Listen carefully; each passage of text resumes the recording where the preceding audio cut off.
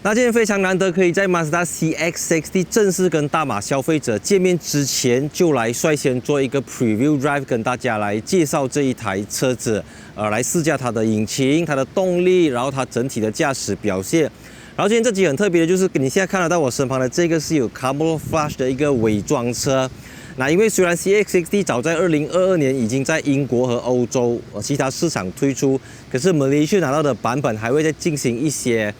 重新的调教，所以目前还是不能够公开给大家看它的样子。所以今天这集我也不能够去拍它的 interior， 因为它跟马来西亚会拿到的可能会有出入，所以我就站在车子的旁边跟大家分享这一台 Mazda CX-60它会给消费者带来怎样的东西？然后，如果你是准备从 CX-5 你要 upgrade 来 CX-60， 或者像我这样子从 CX-8 要考虑 upgrade 去 CX-60 的朋友，你可以得到什么东西？你可以获得什么东西？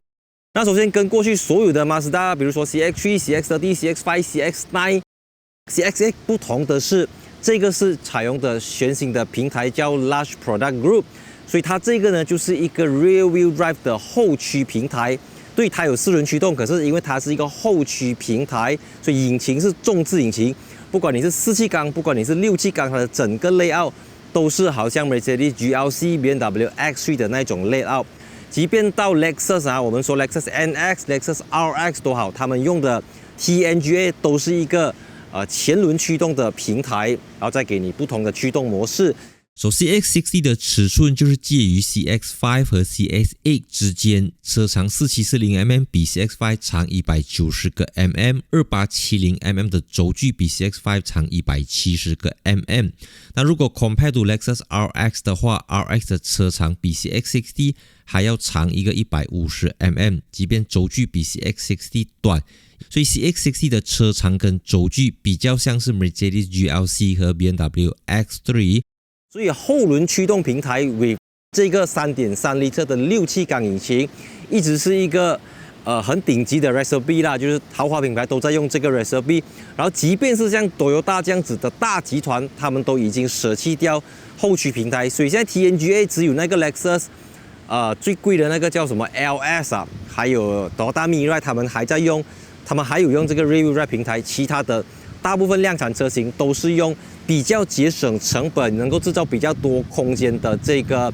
前驱平台，所以它的后驱平台也就造就了这台车子的身价，它的制造成本肯定会比 CX-5 高，但它高到多少，它也没有高到 CX-9 或者高到 CX-8 的价钱，我们暂时不能够去确定。然后因为这台车子它在全球来讲一共有7种 powertrain， 至少有7种啦。它有 2.5NA， 有 2.5 PHEV， 它有 3.3 Diesel。那我们今天试驾的这个呢，就是 3.3 litre 的6气缸 Turbo 引擎，然后这一个是有 MHEV Mild Hybrid， 就是48伏的系统，所以它综合动力是有280个horsepower 跟450 Nm。而且最重要的是，过去我们介绍的 Mazda， 无论是 CX-5、CX-8、CX-9， 都是采用这个 Sky Active Drive 的6速自动变速箱。可是这一台 CX-60 就用了最新的 Mazda 8速自动变速箱，因为在过去 Mazda 不管是 2.0、2.5 还是 2.5 Turbo， 都会有那一个油耗的问题，就是你知道讲到省油肯定跟 Mazda 没有太大的关系。可是因为这个 XP Automatic Gearbox 我开在驾的时候，我发现到你在高速行驶，它的 RPM 的确是明显的比 CX-80 更加的低，也就代表它会是一个更加省油，而且它还加入了这个 Mild Hybrid 系统，让它在起步加速的时候可以比较轻松的去驱动车子。因为这个马达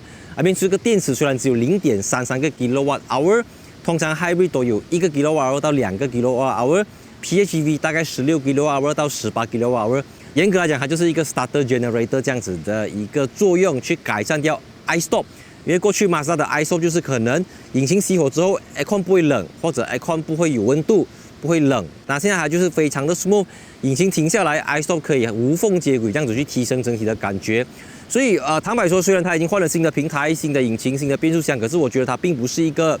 很大刀阔斧的改革，至少你在驾起来的时候，你会有这一种循序渐进的感觉，就是在 CX-5 的基础上，把它打造成一个更加 premium 的 Mazda 这样子的感觉。那当我们讲到 premium 的时候，它到底打给什么客户？如果你单看它的引擎配置跟它的底盘，它搭配的就是像 Mercedes GLC 大概卖400千，还有 BMW 的 X3 大概也是350千左右。然后当然，毕竟马自达它虽然有 Premium Product， 但是还不是一个 officially 的 Premium Brand， 所以我自己大概觉得它大概的价钱可能会在250千到300千左右啦。因为这台车子它暂时不会在马来西亚 CKD 本地组装，所以这样子的一个排量、这样子的设计跟规格，从日本进口，觉得它不会是一个便宜的东西啦。至少在短期里面，在它还没有 CKD 之前。我还是一样很喜欢它的内饰，然后我读了很多海外的国际试驾媒体报告等等，大家对这台车子可能有褒贬不一的评价，它的 powertrain、它的操控等等，但是所有人几乎都一致认同这个马自达的内饰、它的 button、它的位置、它的荧幕、像素、仪表板等等，还有马自达的那一个讲求人体工学的那一个设计，是没有人去挑剔它的东西 ，which 在这辆车子身上也可以体会得到，可以体验得到。那另外一个 point 就是因为我相信，我的大部分的人可能还是从 CX-5 他想要去 upgrade 成为 CX-60， 因为马自达 Bermas Malaysia 他们一直以来都有 CX-9 的这个客户群。那虽然 CX-9 卖的量肯定不能够跟那些 CKD 的 CX-5、CX-8、CX-30 比，但是马自达有这一批有300多千预算的人他们可能最近去可能买 Kia EV6、EV9， 所以像他们还是很想要买马自达，因为他们不想要买德国车。然后对他们来讲 ，Lexus 可能你知道吗？你要买到这个 size 的 Lexus 可能要400多千啦，所以你要一个 premium 的日本车，其实你的选择并不多。那马自达 CX-80 就可以给到你这种除了 Lexus 以外的 premium Japanese brand、premium Japanese SUV， 因为你买到其他的品牌，没有人可以像马自达这样子给到你的5年。Free maintenance 这个 package 可以让你在买豪华车的同时，又不用付出豪华车的这种 maintenance。那这个 CX-80 确实可以补足掉这个地方。那除了刚才讲到的底盘、引擎、变速箱之外，有一个东西我要再补充一下，因为就是我自己作为一个 Mazda CX-8 的车主，因为我现在小孩子也大概从2岁、3岁长大到4岁、5岁的阶段，所以其实我对7人座的需求已经不再像以前这么依赖7人座，所以我是能够接受我从一个3排式6人座的车型so-called downgrade 到一个2+3的5人座 SUV。但是这个车子坦白讲，我坐进去的时候，它并没有如我想象中来的大。我讲这个是因为，如果你现在正在要考虑买Carnival、买 CX-8、买 CX-9 或者买 EV9 的朋友，我觉得你还是 stick to 你的 plan 去买3排是7人座或者3排是6人座的车型，因为这个车子它整体的内部空间其实就是一个比较宽、比较 premium 的 CX-5。除非你真的是觉得你平时很少载人，我觉得这个 OK 啦。因为你说双位数的 Mazda SUV， 比如说 CX-30 跟 CX-60， 它确实比 CX-30 大很多，但是你说 CX-5 确实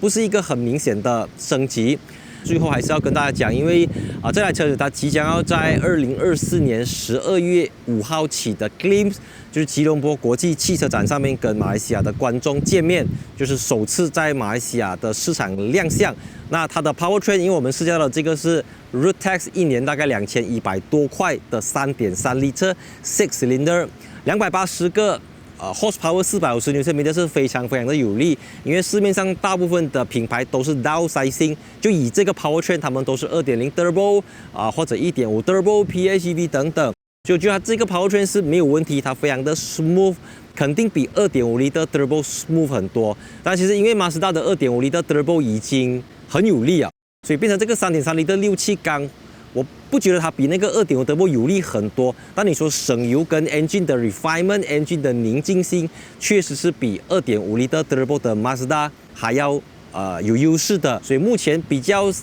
可能来到马来西亚的就是2.5 L NA 和这个3.3 L 6 cylinder turbo MHEV Mild Hybrid 的版本。那预知更多详情，欢迎大家到这个 Glimpse Motor Show 上面去看一下这个 Mazda CX-60， 所以到时候这个伪装车就会拆掉，然后你们就可以看到实车到底是长什么样子，车头、车尾、车侧，你们都可以去如果喜欢，你可以去 Place Booking， 欢迎观众在底下留言说你们对 CX-60 有什么看法，因为这台车子我们其实还要给这个 Mazda 他们一些 feedback， 看成对马来西亚市场的时候还有一段时间可以加一些 spec， 少一些 spec， 还是这样子去打造出一个比较适合马来西亚公路、比较适合马来西亚消费者的一台 Mazda CX-60。所以在注意喜欢我的影片，记得 follow Instagram 和 like 下 Facebook page and see you in my next video. 3, 2, 1 cut.